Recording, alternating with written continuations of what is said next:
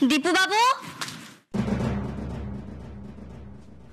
ও বাবা, উনি তো খাটে ঘুমিয়ে নেই, তাহলে গেল কোথায় মানুষটা? দীপু বাবু, ও দীপু বাবু, কোথায় গেল রে বাবা? আমার ছোট্ট বোনটা যখন একা একা বাড়িতে ফিরছিল, কতগুলো শয়তান হায়নার দল ওকে ফলো করছিল, ওকে তাড়া করেছিল। ওই শয়তানগুলো আমার বোনের সাথে অসভ্যতামি করতে গেছিল, কিন্তু ওদের হাত থেকে বাঁচতে গিয়ে গঙ্গার জলে চাপ দিয়েছিল।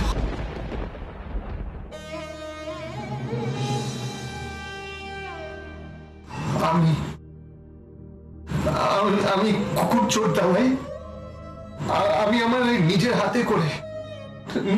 হাতে করে কুকুর নিথর দেহটাকে বাড়িতে এনেছিলাম। ইস, মানুষটার মনটা তো আজ এমনি ভালো নেই। আর উনি তখন খুকুর কথা বলার সময় কত কান্নাকাটি করছিলেন। হ্যাঁ, উনি হয়তো ছাদে গেছেন, আকাশের তারাদের মধ্যে নিজের বোনকে খুঁজবেন বলে। আমি বরং একবার যাই, গিয়ে দেখে আসি।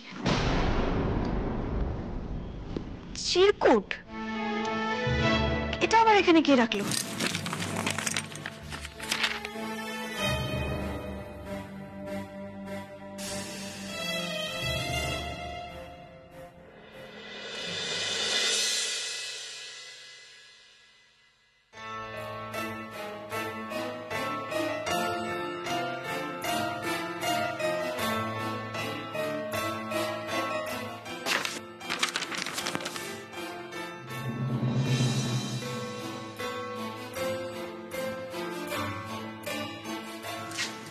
অপু,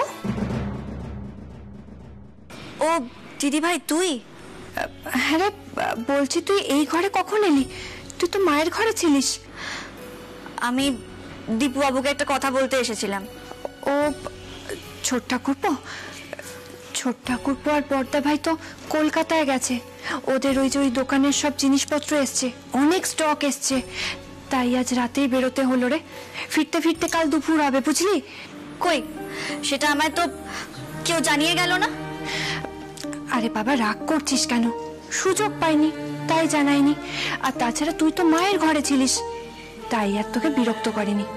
আর ছোট ঠাকুরপো তো বলেছে তোকে ফোন করে জানাবে। এরকম জানানোর ধরন না মোটেও অপুর পছন্দ নয়। এই অপু, কি বিড়বিড় করছিস তুই? কিছু না। আচ্ছা শোন না, বলছি যে তুই কি আবার মায়ের ঘরে যাবি না এখানে ঘুমিয়ে পড়বি? ভোর তো প্রায় হয়ে এলো। আমি বলি কি, তুই ঘুমিয়ে পড় আর জাগিস না, কেমন? আর শোন না, আজ আমি বরঞ্চ তোর সাথে এ ঘরে ঘুমোই না রে। আমি তোর মাথায় হাত বুলিয়ে দেবো, তোকে ঘুম পাড়িয়ে দেবো। না না দিদি ভাই, তোকে আমার সঙ্গে থাকতে হবে না, তুই বরং ঘরে যা। আর শোন, এভাবে না জামাইবাবুর থেকে দূরে দূরে থাকার চেষ্টা করবি না। জামাইবাবু তোর জন্য এত রেগে যায়। রাগ তো সহ্য করে নেওয়া যায় রে, কিন্তু বিরক্তি আর অবজ্ঞা,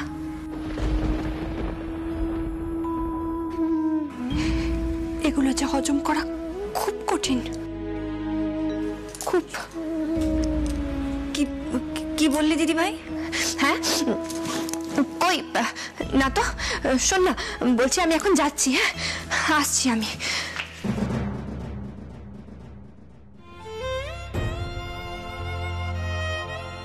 কি বলে গেল এটা দিদি ভাই? গলাটাও কেমন যেন শোনালো,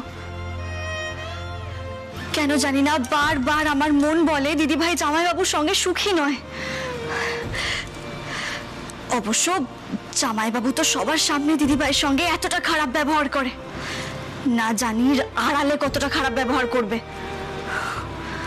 না না, আমি দিদি ভাইকে এতটা কষ্ট পেতে দেখতে পারবো না। আমায় কিছু একটা বিহিত করতেই হবে, যেভাবেই হোক। হ্যাঁ, এই কাজটার জন্য আমাকে অ্যাসিস্ট্যান্ট হিসেবে একমাত্র দীপুবাবুই সাহায্য করতে পারে। আমি বরং ওনাকে একটা ফোন করে দেখি দেখি কতদূর পৌঁছলো।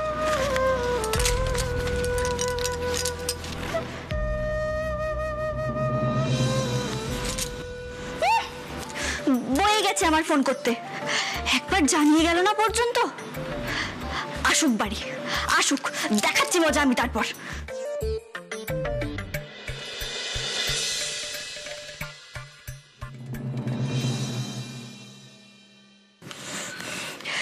একবারও বলে যেতে পারলো না আমায়, একবার অন্তত একবার দেখা পর্যন্ত করলো না আমার সঙ্গে। কি না একখানা চিরকুট রেখে চলে গেল। তাও ভালো, ওটা আবার পায়রার পায়ে বেঁধে দিয়ে যায়নি। শাহেনশাহ বাদশাহ দীপু অ্যাসিস্ট্যান্ট। হাসি দেখো মুখে। দাঁড়ান না, আসুন বাড়ি আসুন, তারপর আমি দেখাচ্ছি মজা আপনাকে।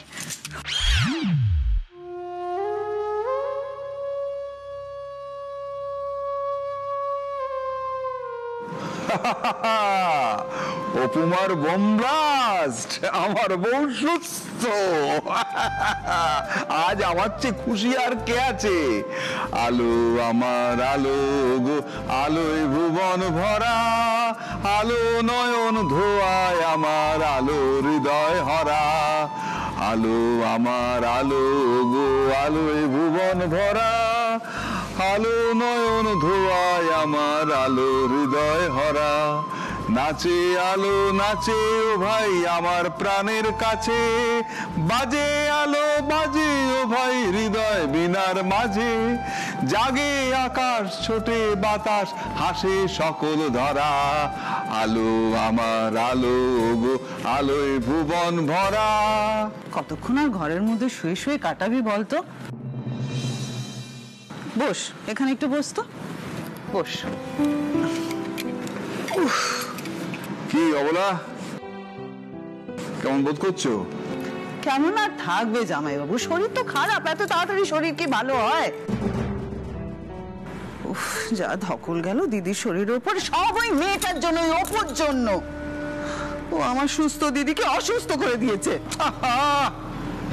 অসুস্থ অসুস্থ কানের কাছে দিবারাত্র বলে বলে তোমার দিদিটাকে তো আরো অসুস্থ করে দেবে দেখছি। এত ভয় দেখাচ্ছ কেন বলো তো? আমি ভয় দেখাচ্ছি না জামাইবাবু, আমি ভয় দেখাচ্ছি না, দিদি সত্যি সত্যি অসুস্থ। দিদি সত্যি অসুস্থ? কি অসুস্থ? একটু অম্বল, একটু বুক জ্বালা, একটু গা বমি, এসব তো হয়েই থাকে, একে বুড়ি মানুষ বলে কথা। কি কি কি কি কি বললে তুমি আমায়? কি বললে? আমি কি বলবো? আমি কিছু বলিনি। ও আমি বললাম হ্যাঁ হ্যাঁ বলেছি কি খুব সাধারণ কথা বলেছি যে মানুষ থাকলেই তার শরীর একটু খারাপ হয়, টুকটাক একটু অসুখ টসুখ হয়েই থাকে, এটা খুব স্বাভাবিক ব্যাপার, এইটাই বলছিল। আমি স্পষ্ট শুনেছি, তুমি আমাকে যেটা বলেছো না সেটা আমি স্পষ্ট শুনেছি। আমাকে বুড়ি বলেছো, তুমি বুড়ি বলেছো। আমি বুড়ি না, আমি বুড়ি। আর তুমি কি কচি খোকা? কি হয়েছে মা, আপনি এত রাগ করছেন কেন? কি আর হবে, জামাইবাবু কি সব বুড়ি টুড়ি বলছে দিদিকে, দিদি রাগ হবে না? দিদি আমার রেগে গেছে। আচ্ছা আমার দিদি কি এমন বয়স বলো দেখিনি? দূর জ্যোতিকা, শালিকা আমার কথাও বোঝে না, একটু কথার কথা বাবা। এটা কথার কথা হলো জামাইবাবু? সত্যি এটা কিন্তু ঠিক নয় বাবা। যবে থেকে অপু এবাড়ির বউ হয়ে এসেছে, আপনারা সবাই কিন্তু মাকে নানা রকম ভাবে নানা কারণে অপমান করে যাচ্ছেন। তোমার মাথাতে আসেও মেজো বৌমা, সত্যি বাবা। যেমন জ্যোতিকা তেমনি তুমি। বলি হারি, এতে অপমানের কি হলো? অপমানের কি হলো? কি অপমানটা করলাম? আর অপমান কি সে গায়েই বা লাগলো তার? তাছাড়া আমার বউকে আমি বুড়ি বলবো না চুড়ি বলবো সেটা আমি বুঝবো না, তুমি ডাকবে না। আচ্ছা বাবা, ঘাট মানছি, কান মুলছি, নাক মুলছি, সরি, এক্সট্রিমলি সরি, আমার ভুল হয়ে গেছে তোমায় বুড়ি বলে, আর বলবো না। তাছাড়া বলা, মুখ যাই বলুক মন তো অন্য কথা বলে গো। মন তো সবসময় বলে ও গো আমার অষ্টাদশী, না আসলটা একটু বেড়ে গেল, ও গো আমার ষোড়শী।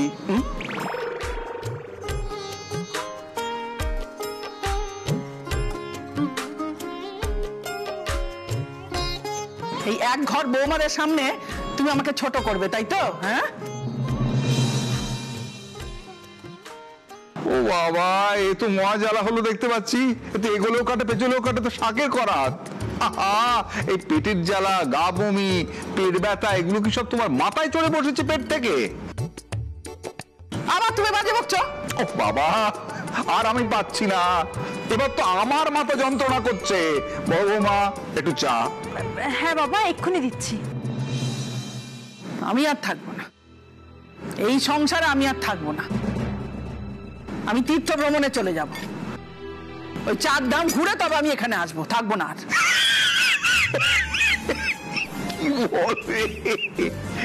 নড়বড়ে হাঁটু নিয়ে উনি যাবেন 4 ধাম তীর্থ করতে।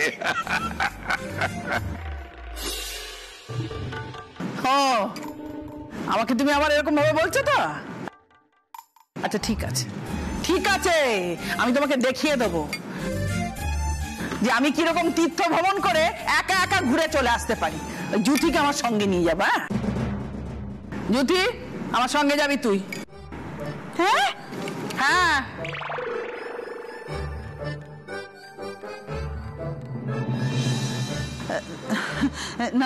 না মানে দিদি আমি কেমন জব্দ, আরো ধোঁয়া দাও দিদিকে। বেশ হয়েছে। সেই ভালো, আমি আর এই সংসারে থাকবো না। দীপু আমার তীর্থে যাওয়ার বন্দোবস্ত করে দেবে সব। দীপু, ও দীপু। সেগুলো বালি, দীপু কলকাতায় তার বড়দার সঙ্গে গেছে দোকানের মাল তুলতে।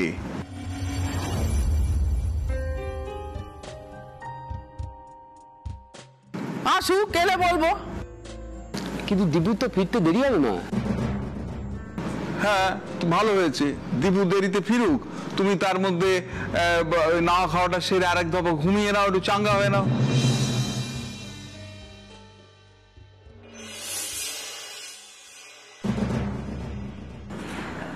মা, আমি বলছিলাম যে আমি ওই শিঙ্গি মাছের ঝোল আর বেশ আনাজ দিয়ে শুক্তো করে দেবো, আপনি আজ ওই দিয়েই ভাত খাবেন।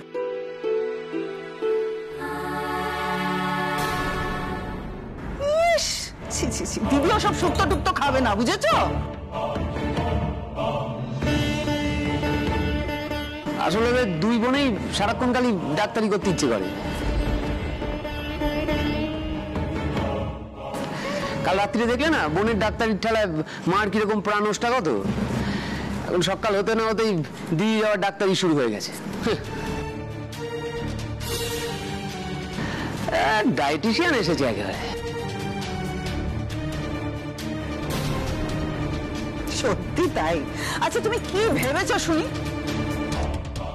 এসব খাইয়ে তুমি আমার দিদিকে আরো অসুস্থ করে তুলতে চাও?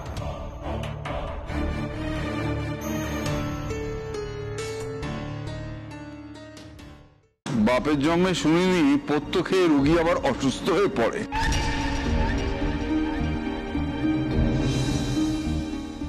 শুনুন, দিদি আজ কি খাবে সেটা আমি ঠিক করে দেব। না রে জুথি, আজকে দিনটা আমি ওই হালকা ফুলকাই খাবো। ওই মেয়ে তো বললো যে আমাকে নাকি আজকে মুড়ি ভেজানো জল খাওয়াবে। আর জানিস, কালকে সারা রাত আমাকে জোর করে ওই ওয়ারিস না কি সেইটা খাইয়ে রেখেছে, জানিস?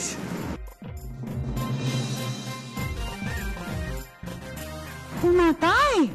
হ্যাঁ। তা কোথায় সে নবাব নন্দিনী? 9টা তো বেজে গেছে, এখনো তার ঘুম ভাঙেনি নাকি?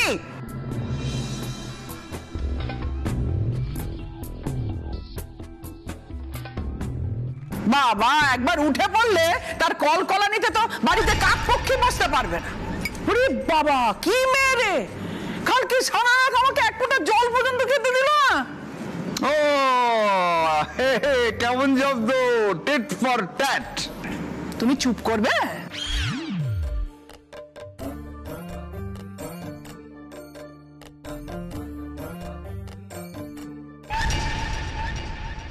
বাবা, বাড়ির বউ বেলা 9টা অব্দি ঘুমোচ্ছে, এটা কোনো সুস্থ ভদ্র বাড়ির নিয়ম হতে পারে? এই সুপর্ণা, মানে তুমি কি সবসময় ভাবের জগতে থাকো? এখানে বুঝতে পারছো না কি নিয়ে কথা হচ্ছে? যাও গিয়ে দেখো তোমার নবাব নন্দিনী মন ঘুম থেকে উঠলো কিনা, তাকে ডেকে নিয়ে এসো। হ্যাঁ, আমি এক্ষুনি যাচ্ছি। আসলে কাল রাতে ছোট বৌদি তো সারা রাত ধরে জেঠিমনির সেবা করেছে, তাই হয়তো উঠতে দেরি হয়ে গেছে।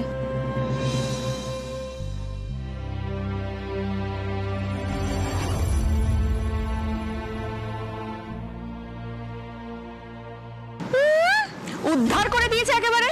এই বর্ষা, আমি কিন্তু বারবার করে সাবধান করছি, ওই অপুর সঙ্গে মিশে বাজে অভ্যেসগুলো আর শিখো না প্লিজ।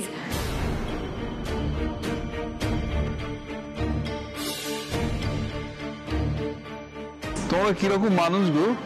তোমাদের মনে মায়া দয়া বলে কিছু নেই না, বিবেকবোধও নেই, চক্ষু লজ্জাও নেই, মানবিকতাও নেই। একরত্তি মেয়েটা সারা রাত ধরে নিজে না ঘুমিয়ে শাশুড়ির সেবা করলো, সে যদি আজ 2 ঘন্টা বেশি ঘুমোয় তাতে কি ক্ষতিটা হয়?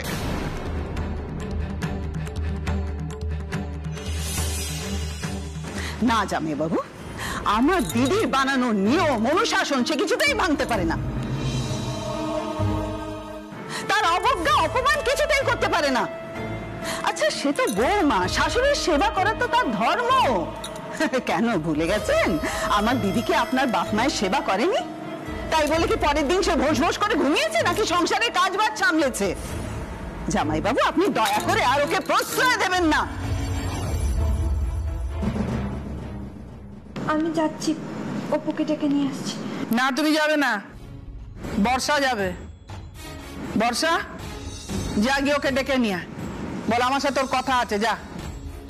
তোমার সঙ্গে অপুমার আবার কি কথা? শুধু অপুর সাথে নয়, সকলের সাথেই আছে। আর বর্ষা বাড়ির সবাইকে এখানে আসতে বল, আমার কিছু কথা আছে বলবো, যা।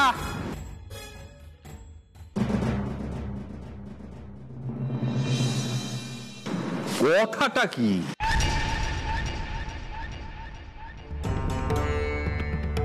কদিন ধরে না আমার মনটা জানি কেমন করছে, খুব দুশ্চিন্তা হচ্ছে জানো, তাই ভেবেছি তোমাদেরকে একটা কথা বলবো। তাই ভাবলাম সবাইকে ডেকেই সেই কথাটা আমি বলবো।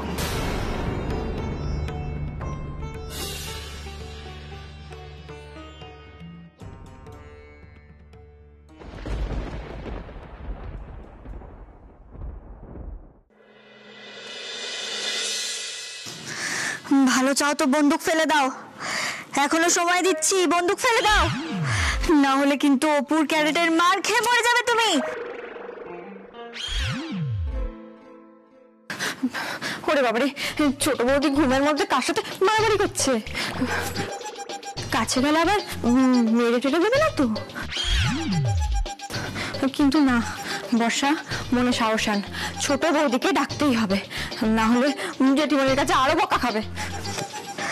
Dipu assistant, fire, ডিসকাউ।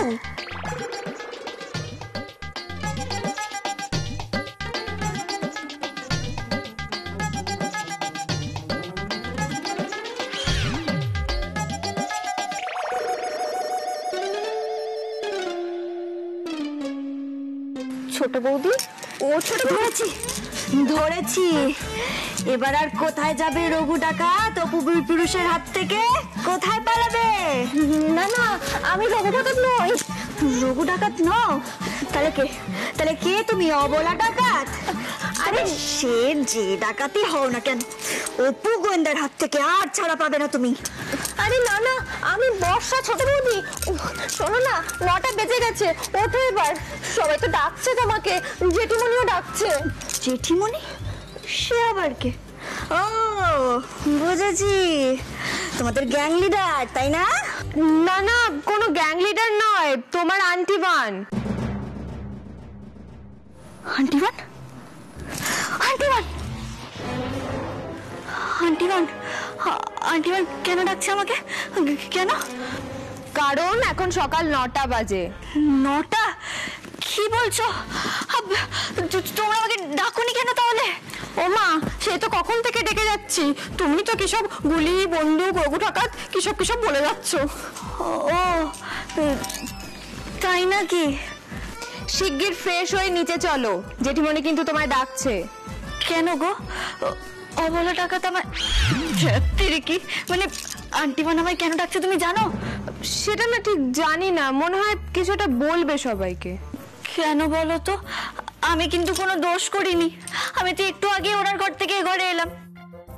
ও, ওনার ঘরে তো আর যাওয়া হয়নি, ঘুমিয়ে পড়েছিলাম জানো তো। উনি কি এই জন্য রেগে গেছেন? সে তুমি গেলেই জানতে পারবে, এখন যদি না যাও না তাহলে কিন্তু আরো রেগে যাবে জেঠিমণি। তার উপর আবার মেজ বৌদি ভাই মাসিমণি দুজনেই কিন্তু রয়েছে উস্কানি দেওয়ার জন্য, আর 1000টা কথা শোনাবে। ঠিক আছে, ওরা যদি 1000টা কথা শোনায়, অপু কথার পাহাড় শুনিয়ে দেবে। অপুর সাথে না কেউ কোনোদিনও কথায় পারেনি। এই যে মুখটা দেখছো, এটা কিন্তু মুখ নয়, এটা হলো কি কথার মেশিন।